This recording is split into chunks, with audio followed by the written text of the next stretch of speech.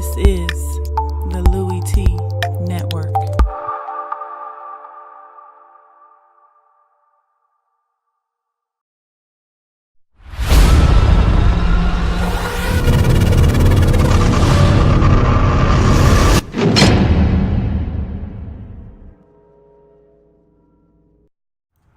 Who else could it be but me, your man, Louie T? Welcome to Lockdown Coverage, week number 6 in the National Football League. Green Bay Packers. Go,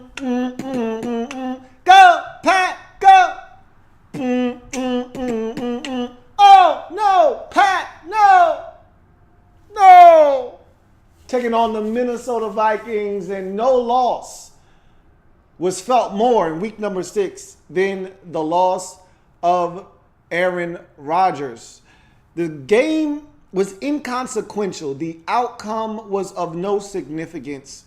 Once Aaron Rodgers went down in his football game, all eyes in the football world turned to the Green Bay Packers sidelines and wanting to know what was the status of Aaron Rodgers, what was the severity of this injury, how much time was he going to miss? Because with that one, and that goes to show you just how much a star quarterback matters in this league.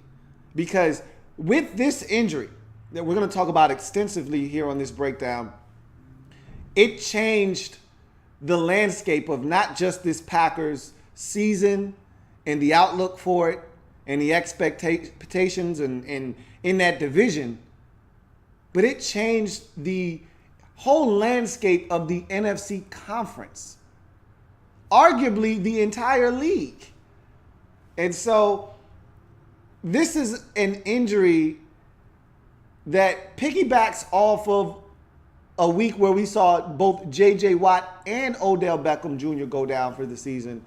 This has been a rough season for not just players, but star players in particular. I had a conversation with my dad a couple weekends ago, and he said, I can't remember a season in which I've seen this many guys go down, high-profile name guys go down. And I'm like, really? You think it's been that bad? He says, yeah. And this was prior to J.J. Watt. This was prior to Odell Beckham Jr. and now Aaron Rodgers going down for the season. He said, I can't recall this many guys getting injured. And I'm like, if you say so. I didn't feel that way, but it's starting to appear that way now. And maybe he had a little foresight into what was going on, and I just was a little oblivious to it maybe. But in any event, the Vikings are like, hey, what about us? We won the game 23-10. We don't want to talk about Aaron Rodgers this whole time. I get it. I understand. But that's the biggest story leaving this game. But we're going to talk about your win, because with this win, you now take a piece of first place and you own one game over this Packers team, and you're looking for that season sweep. And really, unless Brett Hundley is the second coming of Aaron Rodgers, or Colin Kaepernick when he came in for Alex Smith when he was injured, unless that's the case, it probably won't matter. You'll probably have to contend with Detroit more so than Green Bay. But look, this is not a Packers team you want to sleep on.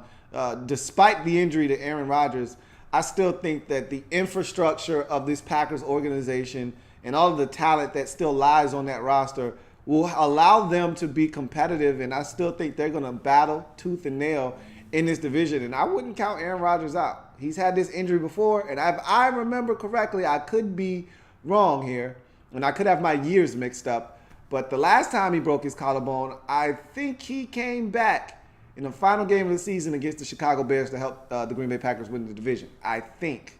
I could be wrong. I could have my injuries mixed up, but I think that's the year that he did that. So if, in fact, that is the case, don't count Aaron Rodgers out just yet. Stay tuned. But in any event, Vikings won this game. Hey, over here, Vikings like, woohoo, here. Hey, we won the game, 23-10. We did that. So let's not make this about Aaron Rodgers. I get it. I understand. And we'll talk about you and your win here in a second. But first, if you haven't already done so, what are you waiting on? Subscribe to the Louie T Network for more great content in 2017 and beyond. Look, We're changing the game over here. I want you to help us do that by simply hitting the subscribe button and becoming a member of the Louie T Network. There are a number of social media platforms that I have that you should use. They're at your disposal to follow me and to keep close tabs on what's going on with this channel and the different things that I may have in the works in the near future. And so the best way to do that is to follow me on those social media platforms, whether it be Instagram, Twitter, or Facebook. They're all in the description below this video and on all of my videos, so check that out. And also in the description is how you can donate to the Louie T Network, and you can use one of those two means to do so. Both of those links will take you straight to places where you can donate to this channel.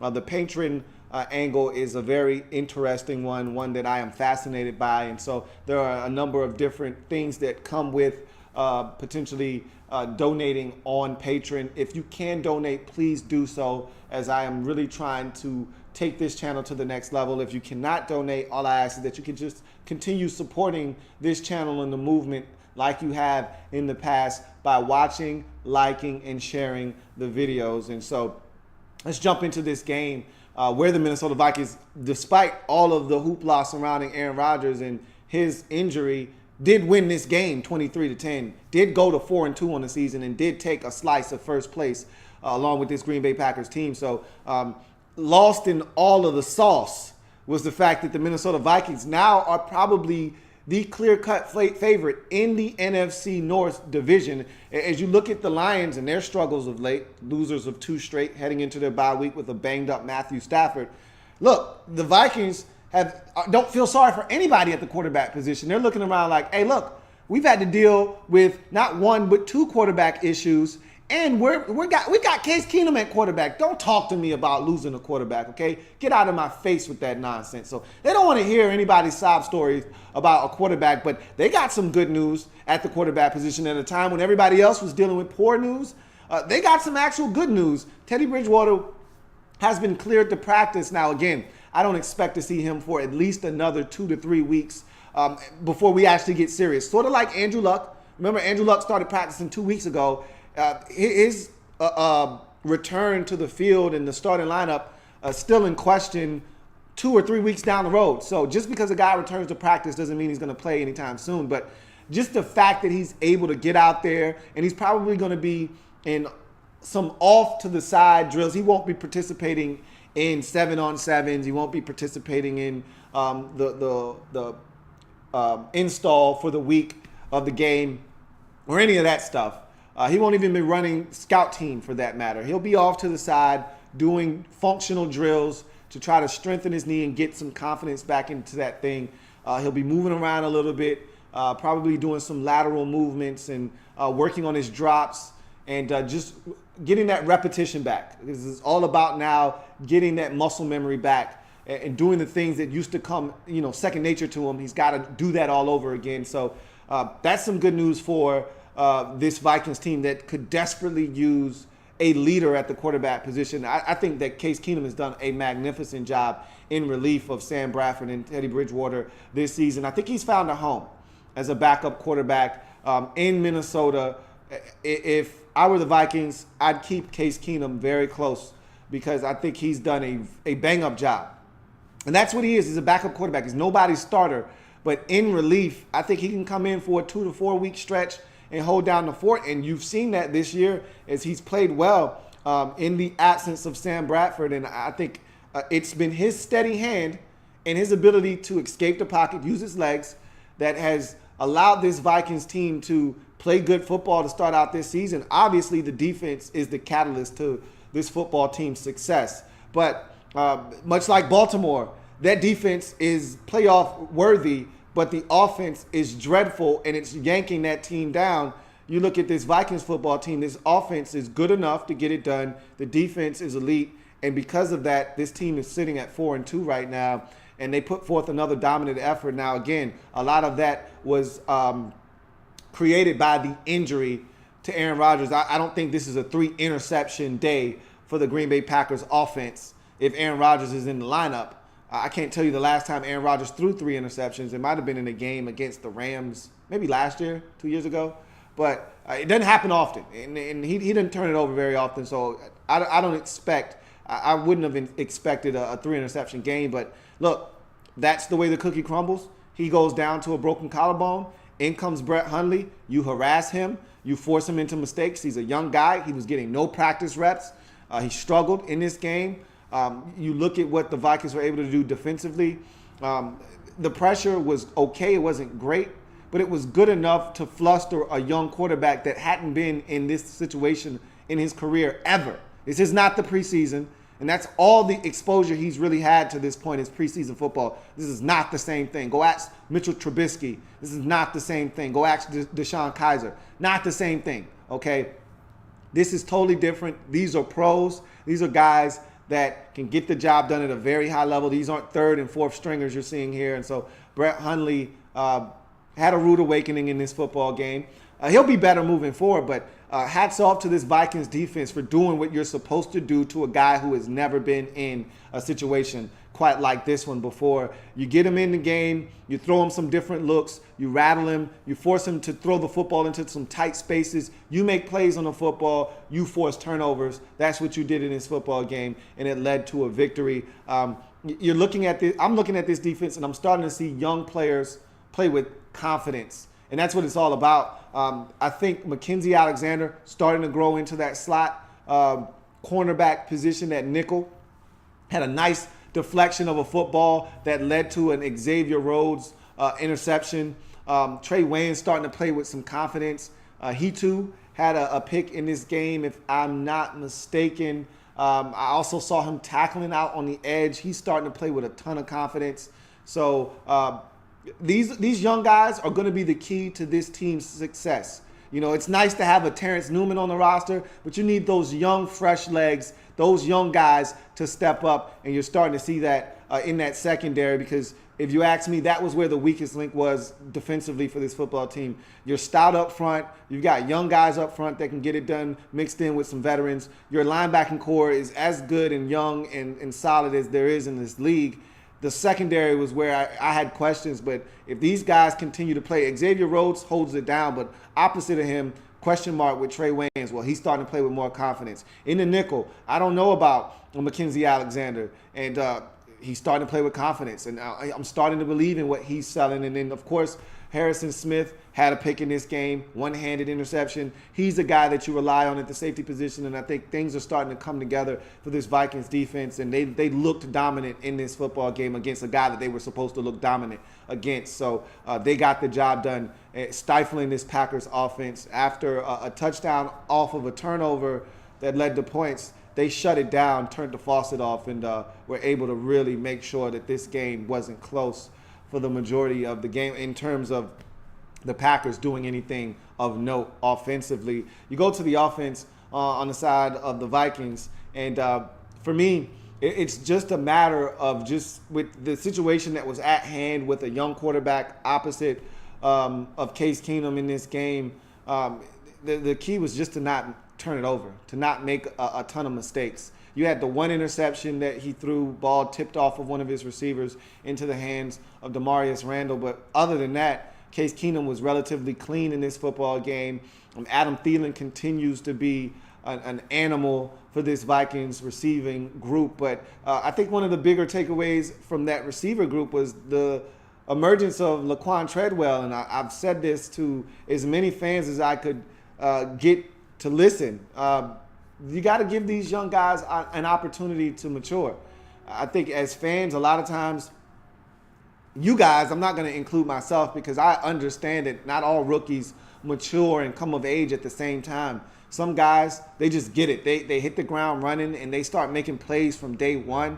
Then you got guys that it takes them maybe an extra year, maybe 2 years. Maybe they don't get it until the fourth season in the league. I'm watching a Redskin receiver right now, and Ryan Grant, who has done little to next to nothing in his 4 years in Washington. He's making plays this season. He's getting an opportunity. He's not wasting his opportunities. And now Redskin fans are starting to look at him totally different. For the last 2 years, Redskins fans have wanted him off the roster. Now he's making plays. And a lot of people were down on Treadwell last year because he could barely get on the football field, whether it was via injuries or just because he wasn't ready. and they didn't trust him. You see what he can bring to the table. He's a physical receiver. We saw the block, even though he called a penalty for it. He's a physical guy. He was that guy at Ole Miss, physical in the run game, one of the best blocking receivers I've seen in quite some time. And you see that physicality when he's on the football field. We saw the one-handed grab. You saw his ability to catch the football by the sidelines. This guy has talent. That's undeniable. Now it's all about opportunity and what he does with his opportunity. I was glad to see him get out there and make some plays because he needs confidence. That's the only thing he's lacking. He's not short on talent, okay? He's not short on size. He's not short on physicality, okay? He's plenty athletic. He's got everything you need to be a big-time receiver in this league. The only thing he's short on right now is confidence. In a game like yesterday, is starting to build his confidence, and so that was impressive. I thought Latavius Murray looked solid, probably his best showing as a Viking thus far. And now all of a sudden with the injury to Dalvin Cook, doesn't that signing look like the best signing you could have possibly had at that position this offseason? At first it looked like, why did you do that? Dalvin Cook's going to take the majority of the carries, and then when he's not toting the rock, it's probably going to be the secret weapon, Jerick McKinnon.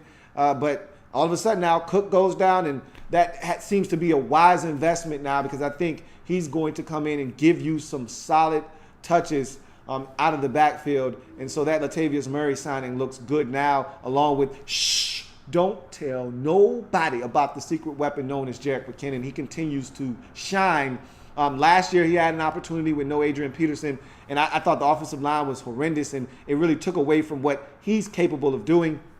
Now you see with better blocking in front of him and them being able to get him the football out in space. Love him in the screen game. You see what he's capable of, and he's starting to turn some heads now as a guy that can be dangerous out of that Vikings backfield as well. So, and we always knew he had that potential. That's why I call him the secret weapon. I don't give people nicknames for no reason. I always knew this guy had that kind of potential. Now you're starting to see it come to fruition. And so this Vikings offense did just enough for the city in this game to get the dub. Again, with Brett Hundley on the opposite sideline, there was no need to push the envelope. With no Stephon Diggs in this game, no need to be extra. Do what you need to do to move the sticks, to get in the field goal range, and let Kyle Forbath bang them home and take you to a 23-10 victory. And that's essentially what you did. Defense was dominant. Offense was good. Your end result, 23-10 victory over the Green Bay Packers. As we move on to the Packers, we'll start with the defense, which I thought didn't have that bad of a showing. The problem was too many mistakes by the offense and too many big plays given up, whether it be to Treadwell on the sideline, the one-hand grab, or Adam Thielen getting chunk plays in the passing game. Too many opportunities for guys to get out in space, whether it be Latavius Murray bouncing a run to the outside, or the secret weapon getting outside in the passing game or hurting you in the running game. So you still allow guys to make plays despite them not having some of their best players. No Dalvin Cook, no Stephon Diggs. You still allowed this Vikings offense to move the football and get in the field goal range a number of times. I know some of that was aided and abetted by the offense turning it over, but nonetheless, you created 2 turnovers in this game. Again, if Aaron Rodgers plays in this game, I think this game has a totally different outcome because the defense forced a fumble of Jerick McKinnon. The defense picked off Case Keenum once and got set up the only touchdown of the game. And so for this Packers football team. So if Aaron Rodgers were in this game, I think it would have been a totally different outcome. But again, you can't cry over spilled milk. You've got to find a way. When this offense doesn't have their fastball, and this may be the case moving forward in most weeks, then not. They probably aren't going to have their fastball. They're not going to be zinging it in there at 97 like you were with Aaron Rodgers. They're probably going to be throwing it around 91, 92. And on some days, they might not even hit 90 on the radar gun.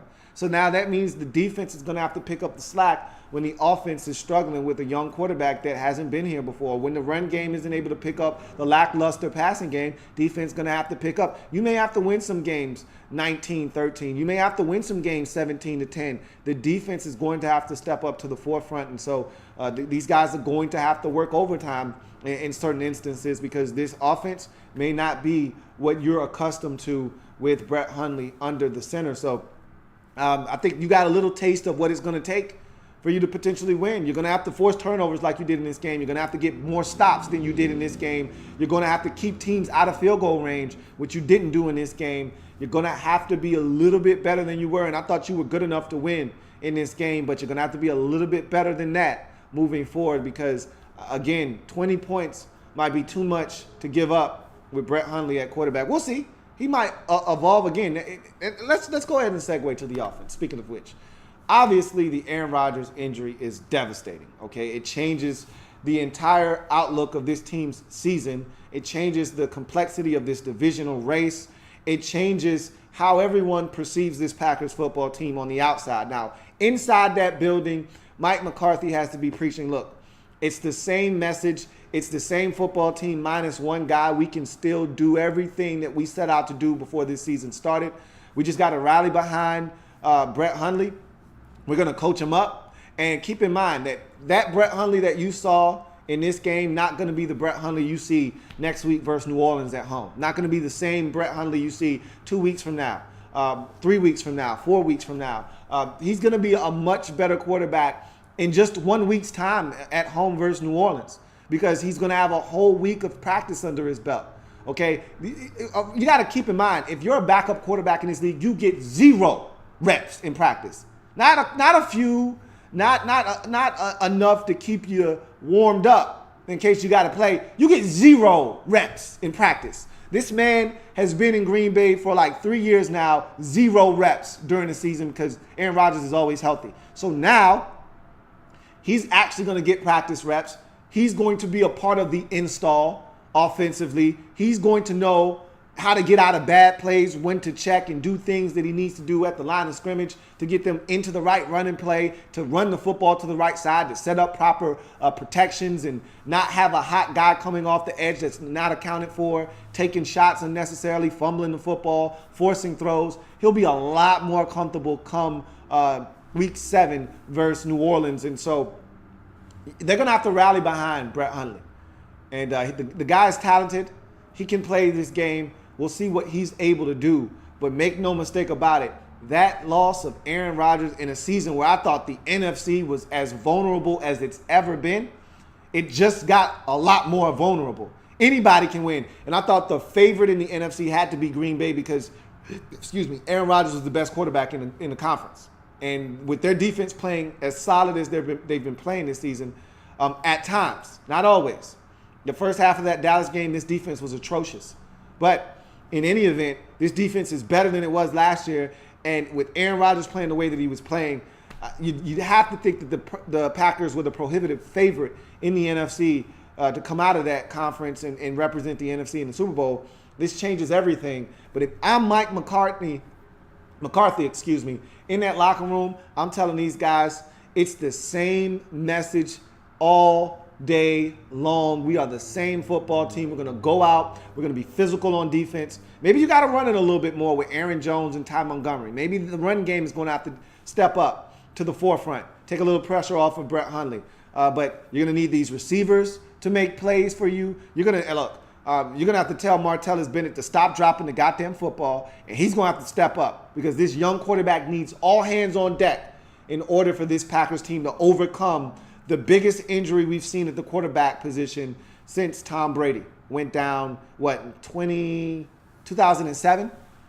This is the biggest injury we've seen. And Aaron Rodgers has went down like this before, but like I said, in 2013 when he broke his collarbone, I think it was earlier in the season, and I think he was able to come back.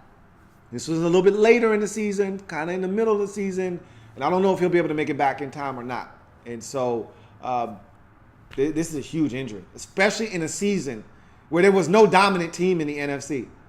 You know, the last 2 years, you could argue there were teams that you looked at and you said, okay, that's going to be a tough team to beat at their building. You know, Carolina 2 years ago, this Packers team experienced that. Last year, this Packers team experienced the Falcons in the Georgia Dome. They knew they were going to be a tough outfit. You saw how tough it was to go in there in the playoffs and win. There are none of those teams this year. The Packers were going to be that team. And this injury kind of changes that now. And so, wow, it's amazing how things change in a split second in this league. And 1 minute the Packers are a 4-1 and a team that looks like they've got everything in front of them.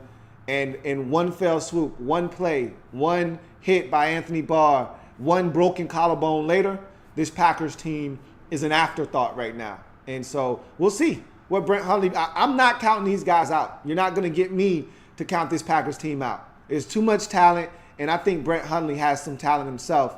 And I think Mike McCarthy is going to get these boys to play, and he's going to put together an offensive game plan that allows Brett Hundley to be successful in Green Bay, successful enough to allow this defense to do what it is they need to do to help this team win ball games. So I wouldn't count this team out of not only their divisional race, but just making the postseason. And if they make the postseason and they extend their season long enough, it may give time for Aaron Rodgers to heal up and come back. So I'm not counting these boys out. You won't get me to do it, but you can go right ahead if you like. Let's get to some of your comments, though. In any event, Vikings get the win 23-10. Both of these teams lead the game at 4-2. Vikings get a slice of first place with the win. Let's get to some of your comments.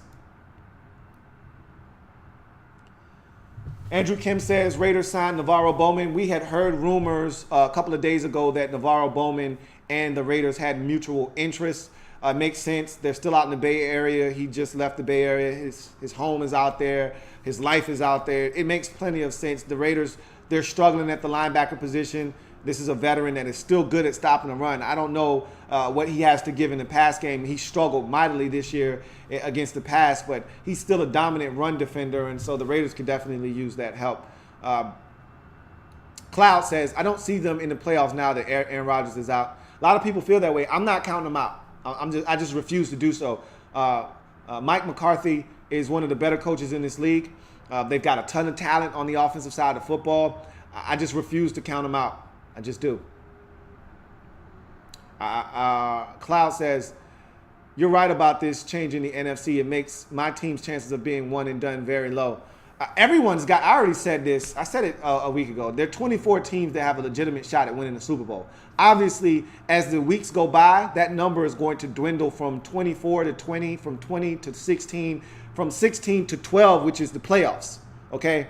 But never have I been able to say that at any point in the season that 24 out of the 32 teams in this league have a legitimate shot at winning the Super Bowl. There are literally probably 10 teams in the AFC and 12 teams in the NFC that have a shot at winning the Super Bowl this year. Literally. And I'm not saying that in jest. I'm saying that seriously with a straight face. Now again, as the season progresses, that number is going to dwindle from 24 to 20. In 2 weeks from now, that number will be down to somewhere around 20 or 18.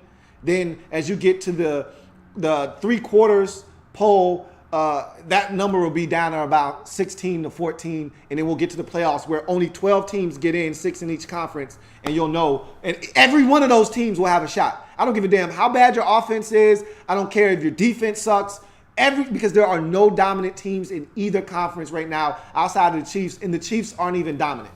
And they've had some injuries, and we'll see how they do over the next couple of weeks. Gregory Fuller says, what do you think about people bitching about the hit on Rodgers and people need to learn about football back in the day? He says people were thrown on their head, and it was completely legal back then. No, there was nothing wrong with that hit. That's a part of football. He got hit. He fell down on his shoulder, collarbone region, and it broke. And I've said this before. When you hurt a specific part of your body once, you break a bone or you tear a ligament or you tear a tendon, you're more susceptible to doing it again. He broke his collarbone before, so if he fell on it in the improper way, boom, it was likely to break again, and that's what happened. It was a clean hit. There's nothing to talk about. Harbaugh the GOAT says, who do you think wins the division now? De facto beneficiary of this are both the Lions and, of course, the Vikings. My money's on the Vikings because their defense is dominant. I like the Lions. I don't love anything about the Lions. I like the Lions. I like their offense. I like their defense. I don't love their offense. I don't love their defense. I love Minnesota's defense. Their offense still leaves a lot to be desired, but they're going to get an upgrade at the quarterback position at some point this season, right? I mean, Sam Bradford has to come back at some point, right? Teddy Bridgewater is finally allowed to practice again. He'll be back at some point, right? So I'm going with the elite defense in the Minnesota Vikings to find a way to try to win that division now.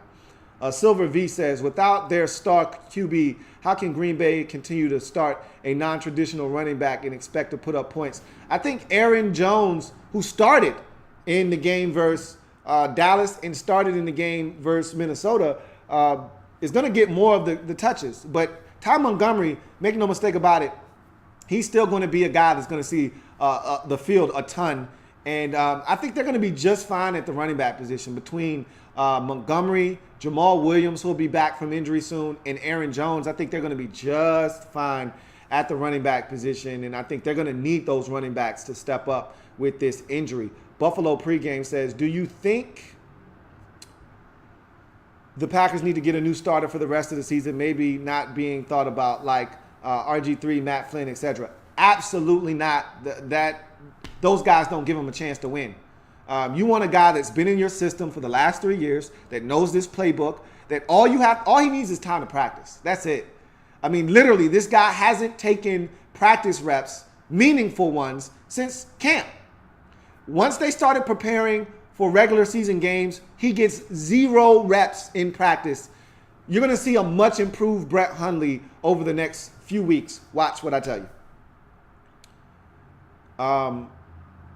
Trey Vike says, when are we going to start using Treadwell more? I assume that the only reason we saw as much of Treadwell in this game as we did was because no Stephon Diggs. What I want to see, and what will be the real tell for me when they start to really gain confidence in him, is when Diggs comes back. You've got a full complement of receivers in Diggs, Thielen, and Floyd all on the field, and you still find a way to get Treadwell on the field and get him opportunities and touches. That's when you'll know he's out of the doghouse, they have confidence in him, and he's going to start seeing more touches. That's when you're going to start seeing Treadwell more. But until then, when Stephon Diggs comes back and they go to a 3 wide receiver set, and it's still Diggs, Thielen, and now Floyd on the field, or Jarius Wright, or some kind of combination that way, and Treadwell still on the sidelines watching, you'll know he's still not where he needs to be, and they don't trust him yet. But I think after a game like that, he's earned, and if he practices well, he's going to earn the right to get more snaps, which will then get him more opportunities to touch the football. Fire Breather 719 says, I'm glad to see McKinnon being what I thought he was. I thought he was special. He just needed that push. I feel like he's making that push. They needed a better offensive line. I've always had confidence. Last year, my confidence never wavered in Jerick McKinnon. Shh, the secret weapon. Don't tell nobody about Jerick McKinnon. I've always had confidence in his ability to be a game changer. I thought last year the offensive line was so bad it affected everybody's play. And he was among the most affected because there was no space for him whatsoever in the screen game, in the run game. The offensive line was so bad. It just was tough. Now with space to roam, he's dangerous out in space, as you can clearly see. We already knew that. Now you're getting to actually see it. He's dangerous and he's a difference maker, and I'm glad to see he's getting his just due as well. Let's see what we got now. Jay Orion says, with all the injuries to the big name players in the NFL, how will this affect the NFL and the ratings in your opinion? I don't think it'll affect. If you're a Titans fan, do you give a damn that Aaron Rodgers isn't playing next week against New Orleans? No. If you're a Giants fan, you could care less about J.J. Watt going down. Hell, Odell Beckham Jr. just went down. It may affect teams in those media markets and fans in those media markets. I mean, if you're the Giants and you're 1-5 and there's no Odell Beckham, maybe you don't watch. If you're a real fan, you're going to watch regardless because, as you know, injuries happen in this league. And at any time, a player can no longer be on your football team. So you can't be a fanboy. You got to understand that, look, this is a team game. More so than baseball, basketball, this is a team sport. And guys are going to have to step up. So I don't think this is going to affect. Now, obviously, the NFL can't account for primetime games. Now, let's say you get a primetime matchup where it's Green Bay versus the Giants on a Monday night, and there's nothing you can do about it. Obviously, the ratings for that may go down. There's no Aaron Rodgers, the Giants stink, and there's no Odell Beckham Jr., so you can't see him in any of his theatrics. Yeah, that might hurt a game like that, but if you're talking about me being a Cincinnati Bengals fan, Okay, me being a Los Angeles Chargers fan, me being a Buffalo Bills fan, I could give a damn about J.J. Watt going down, or I could give a damn about Odell Beckham or Aaron Rodgers going down. It doesn't affect my team any. I'm still going to watch. So to answer your question, on primetime television, maybe it affects the ratings on a game where the Packers play, because a lot of people show up to watch the bad man perform. Well, the bad man isn't on the field. So, yeah, that may affect them there, but it's not going to affect the overall product, I don't think. No. Cloud says, tell these dudes that Green Bay doesn't need to bring in. I already told them. That's blasphemy. It's not happening, and nor should it. They don't need to bring in. They may need to bring in another guy as a backup. I think they already have 3 quarterbacks on the roster, and so they should be fine. They might want to bring in one more guy or at least have a guy on speed dial, just in case something were to happen to one of these 2 quarterbacks that they have on the roster, but they don't need to bring in another guy to potentially start. No way. First name, last name says, what do you think about McKinnon's performance? I told you, I thought he was outstanding. He was outstanding versus Chicago. That was the breakout game for a lot of people that didn't know Jerick McKinnon. It was a nationally televised game, and I know it was Chicago, and I know a lot of people probably didn't even watch the game, but for those of you who didn't know about Jerick McKinnon, that was a breakout game there. But I thought he was great last week. I thought he was great this week, and I think he's going to continue to be that for this Vikings football team, because without Dalvin Cook, somebody has to pick up the slack in that backfield, and I think it's going to be Jerick McKinnon. MJ Mayer 10 says, what do you think about the Packers O-line situation? Obviously, it's hard to gauge what this O-line is going to be until they get their right and left tackle back on a consistent basis. Obviously, the offensive line is a problem without your starting 2 bookend tackles. Until you get Bakhtiari back, and until you get all the guys on that offensive line back and can get the 5 guys that you envision starting out this season as your 5 starting offensive linemen back on the field, it's going to continue to be a problem. And so, the good thing is you lose Aaron Rodgers, and the guy that's stepping in is just as, if not more mobile than Aaron Rodgers was. So you're going to be fine in that regard, that this guy can escape the pocket if it breaks down, or if there's trouble in paradise, he can get out and extend with his legs and make something happen. Sort of like you saw on the touchdown pass to Davante Adams, where he was able to vacate the pocket, step up through the A-gap, find Davante Adams for the touchdown. That's what he brings to the table. So even though the line isn't where you would want it to be, you got to let time pass, allow these guys to get healthy, because you don't want guys yo-yoing back in and out of the lineup. Like the Steelers had their right tackle come back, Marcus Gilbert, and from a hamstring injury, and 2 possessions into the game, he re-aggravated his hamstring. He's probably going to be out for another 3 or 4 weeks. That's exactly what you don't want. Okay, so you want these guys to heal up as good as they can possibly heal up, so that when you put them back on the field, they're able to give you what you need out of them. And so you need Balaga and Bakhtiari to get healthy, so that you can put these guys back on the field and feel confident that they can handle the rest of the season without being nicked up. But until you get the offensive line back to where it was, I think it's going to be tough for you to run the football, especially with no Aaron Rodgers. Teams are going to say, all right, you can't run the football. We're going to force your young quarterback to beat us. And so I think it's going to be imperative that the offensive line open up some holes in the run game, because they're going to dare the Packers to throw the football now, I think. Rodney Ray says, I'm surprised no one said Cap yet. Someone did say Cap, but he's not a good fit for this team either. Trey Vite says, say Bridgewater is ready by week 10 and Bradford's still injured. Would you start him or wait? I would start his ass immediately.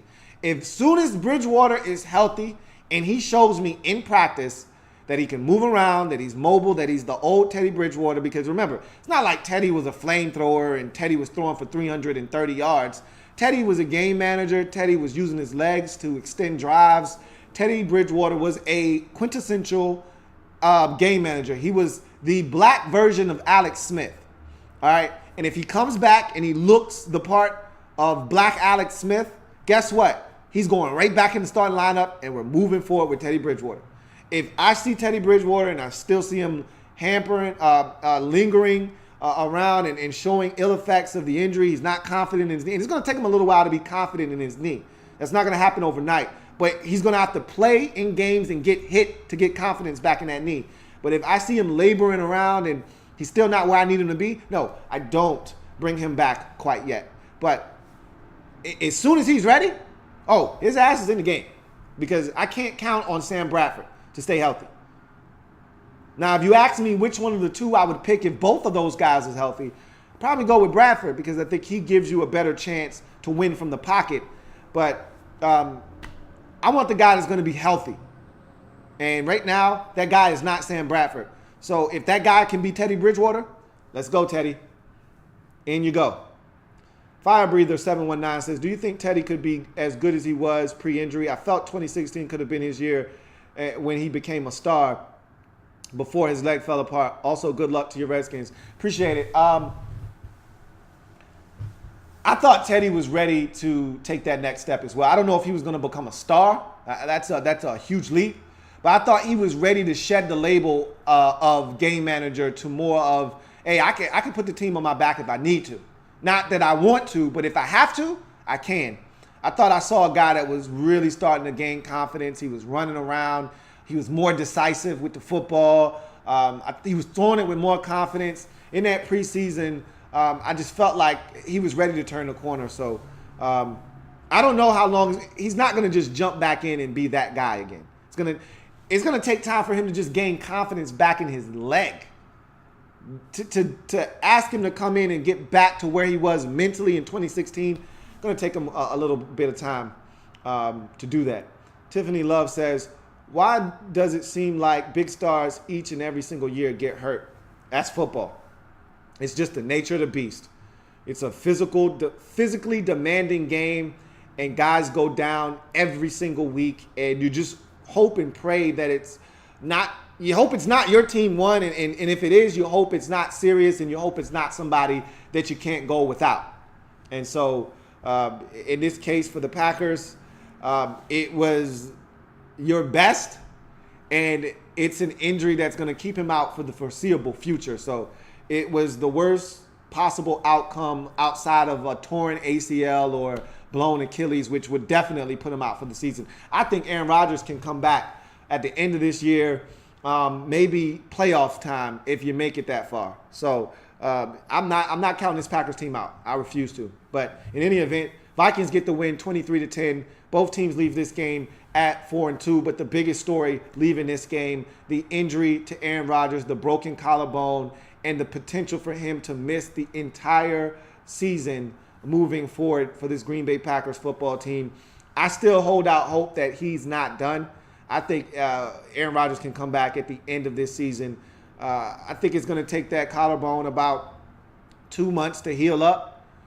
And that'll put you right around 2.5 months, maybe 10 weeks. That'll put you right at the end of the season. And if the Packers are in the race like they were the last time, and I think it was 2013, don't quote me on that, but the last time he broke his collarbone, I think it was 2013. And if I remember correctly, Week 17 came back versus Chicago, helped them win that game and make the playoffs and win the division. So I'm not saying, I'm just saying. We'll see what happens. But in any event, if it happens in the National Football League, whether big or small, we cover it all here on the Louie T Network. Come back and join me as I continue to break down anything and everything in the National Football League. More lockdown coverage coming your way, including Adrian Peterson running wild on the Tampa Bay Buccaneers and Carson Palmer turning back the clock. I'm not saying, I'm just saying that was a hell of a performance by the Arizona Cardinals. That one's next. I'll see you in a bit. Stay tuned.